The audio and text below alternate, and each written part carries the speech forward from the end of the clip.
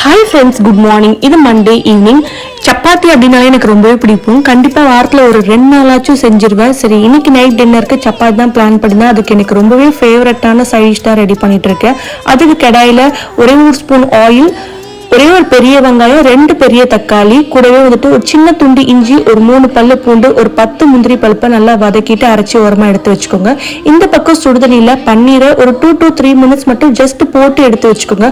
நம்ம ஆல்ரெடி வதக்கி வச்ச கடாயில் பட்டர் ஆட் பண்ணிட்டு நம்ம அரைச்சி வச்சிருந்த விழுது, அரை ஸ்பூன் தனி மிளகாத்தூள், கரம் மசாலா தூள், சீரகத்தூள், தேவையான அளவு உப்பு போட்டு பச்சை வாசம் போற அளவுக்கு வதக்கி விட்டுக்கோங்க. நம்ம இங்க காய்ச்சி ஆற வச்சிருந்த பால் அதையும் ஆட் பண்ணிக்கோங்க. நிறைய சேர்க்க வேண்டாம், தண்ணி மாதிரி இருந்தால் நல்லா இருக்காது. கூடவே வந்துட்டு நம்ம பன்னீரையும் ஆட் பண்ணி கொஞ்சமா வந்துட்டு சீனி, கஸ்தூரி மத்தி போட்டு இருக்கிறீங்கன்னா சூப்பரான ஸ்டைல பன்னீர் பட்டர் மசாலா ரெடி. இது ரொம்பவே சிம்பிளா இருக்கும். எனக்கு சப்பாத்தியோட பன்னீர் பட்டர் மசாலா தான் ரொம்பவே பிடிக்கும். உங்களுக்கு சப்பாத்தியோட எந்த சைட் டிஷ் ரொம்பவே பிடிக்கும் அப்படின்னு சொல்லிட்டு